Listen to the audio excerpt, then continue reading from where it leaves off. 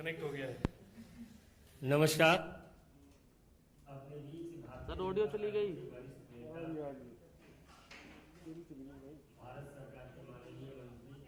सूचना प्रौद्योगिकी और कौशल विकास राज्य मंत्री माननीय राजीव चंद्रशेखर जी आपको संबोधित करेंगे।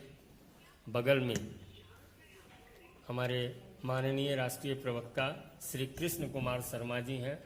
मेरा विनम्र निवेदन है माननीय राजीव जी से कि आपको संबोधित करें। धन्यवाद संजय जी। नमस्कार।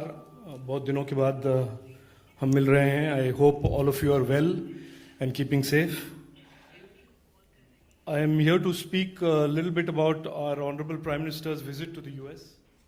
You have already seen the briefing from the Foreign Secretary and other places within the government, but I will try and add a little bit more to what has been said already.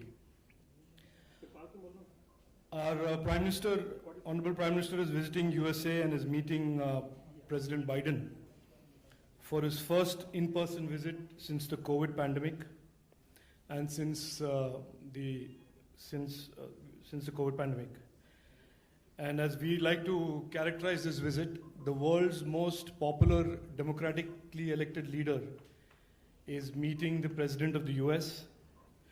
दुनिया के सबसे लोकप्रिय democratic elected leader मिलेंगे दुनिया के 3 मशहूर leaders, Australia के Scott Morrison, Japan के सुगा जी और प्रेसिडेंट बाइडेन के साथ।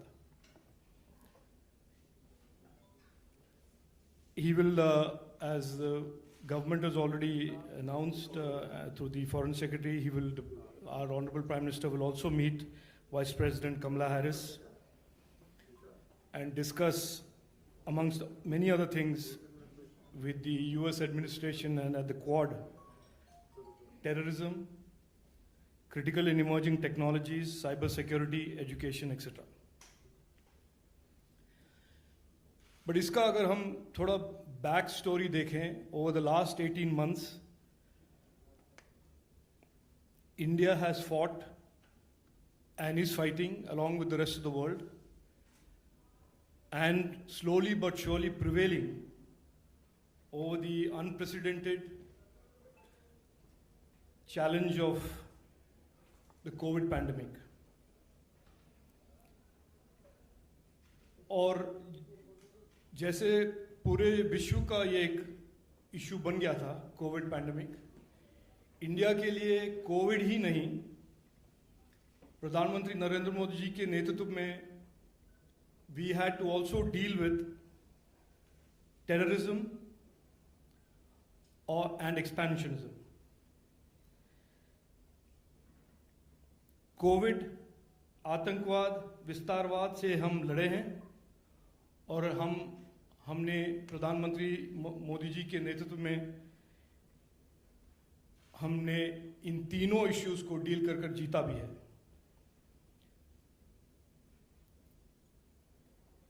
He has led the country and he's united the country in its resilient fight against all these 3 issues. And one of the important points that the world is recognizing about our Honorable Prime Minister's leadership is not only have we fought these 3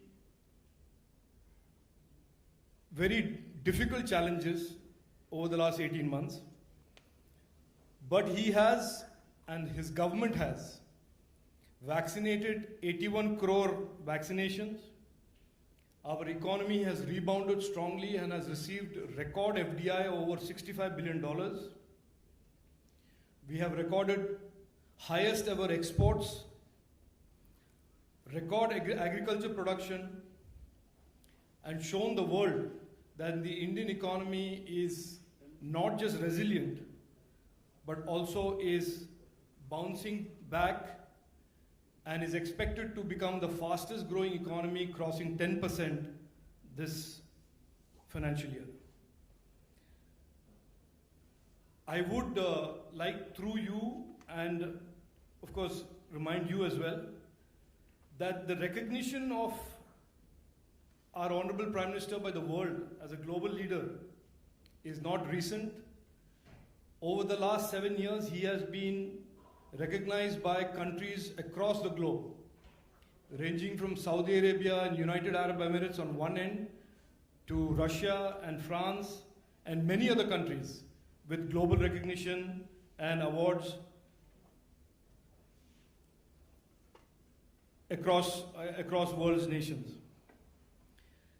And in the post-COVID world order, which is what I believe is being played out in front of all of us, I think the world will seek, as we seek a more rule-based, transparent and democratic future, India under the Honorable Prime Minister Narendra Modi ji will surely play a most significant role in shaping that future.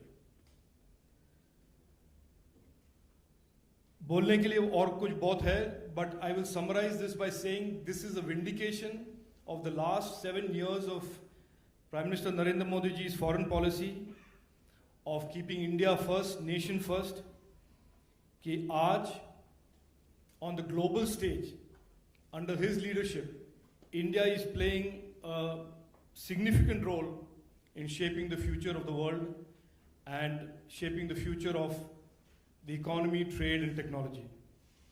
I will leave it at that and I will take any questions that you may have. Thank you.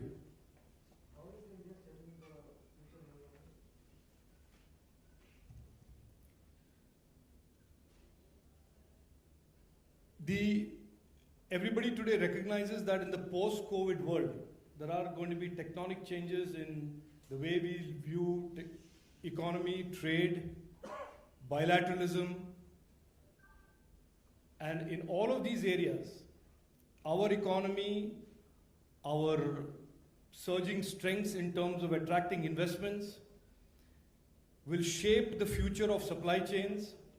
As you know yourself, that there is hardly a company in the world today that is not rushing to India to set up a manufacturing investment.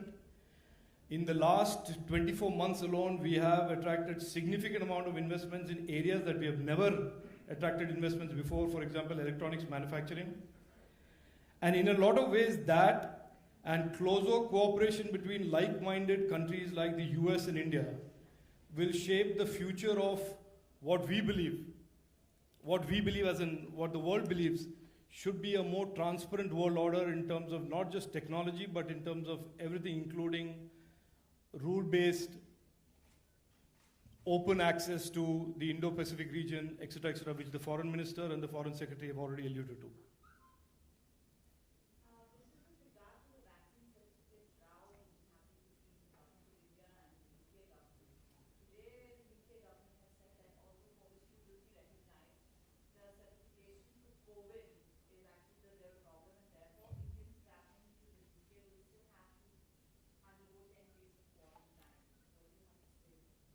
Look, I don't want to get into too much detail, and I have a habit of not getting into trespassing into areas that I'm not terribly knowledgeable about. I will only leave this thought with you that during COVID, the height of fear and paranoia in countries about travel in general and travelers in particular is high, and expectedly so. So they have had throughout the entire 18 months, you've seen restrictions placed by many countries on people traveling in and out of the country.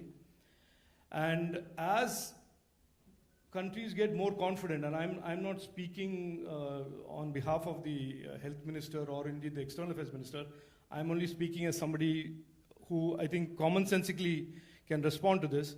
I think these things have to evolve as the assessment of risk of the disease gets mitigated over time.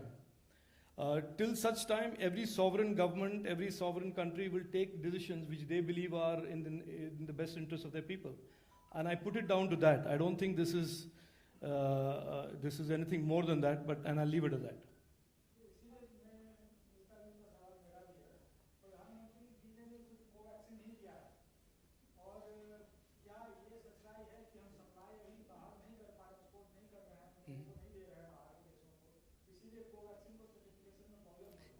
ये देखिए मुझे ये ऐसे conspiracy theories में मुझे I don't know what the reasons are, what the paperwork requirements of WHO are. Our medical scientists and our medical experts have decreed what is good for what is good in our country. What is the cross-border requirements? It used to be before COVID. मैं आपको एक anecdotal piece of information I'll share with you. It used to be that before COVID, as long as WHO certifies a drug or a vaccine, that was enough. But post-COVID, because of the general atmosphere of unknowns and the fact that this science and understanding of this disease is so recent, every country is reacting very differently. And I would just say that इसमें कोई right or wrong नहीं है, in my opinion, in my personal individual opinion. Some countries will take a slightly more stronger view in terms of what vaccines are acceptable by their medical fraternity and their scientific community, and some countries will take a different view. No, there are reports coming that Taliban has written to the UN announcing a representative to go there. There was also a meeting of foreign ministers of staff that was supposed to happen, but as it has been reported that Pakistan pressurized that Afghanistan Taliban representatives should be included, and it was followed eventually. What do you comment on these developments? No, look, I think the foreign secretary has spoken on the issue of Afghanistan. I don't want to add to that. I think it is clear that that is a subject matter. The potential spread of terrorism and Afghanistan becoming an epicenter of terrorism, global terrorism, is an issue that the whole world is concerned about. It is the same ideology and the same cast of characters that woke up the kind of world in 2001 to the threat of terrorism. And as the Foreign Secretary said yesterday, it is expected to figure in these talks between these leaders.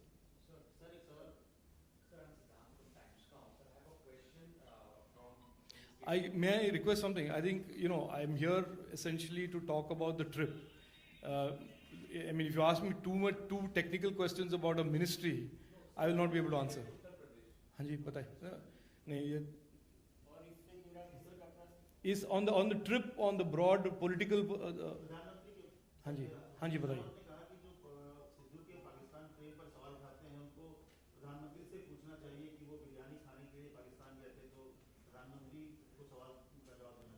किस सवाल का कि बाजवा भाई है अच्छा ठीक है अभी पूछ लेंगे अभी किसको पूछना है किससे पूछना है in my opinion, at a time when the world is seized of the threat of global terrorism, for a political party to be calling the head of an organization that has responsible for more innocent victims being killed than any other organization in the world, which is the Pakistani army, to call them their brother, I can only leave it for you to consider how sane or appropriate that is. Politics में जानता हूँ politics खेलना सबका एक जिम्मेदारी है जो भी है, but थोड़ा ऐसे irresponsible levels तक जाना, where the whole world considers the Pakistan army a rogue organization and that has caused so many lives to be lost, उसके head को हम अगर भाई बनाएंगे तो मैं क्या कहूँ? I mean, thank you, धन्यवाद.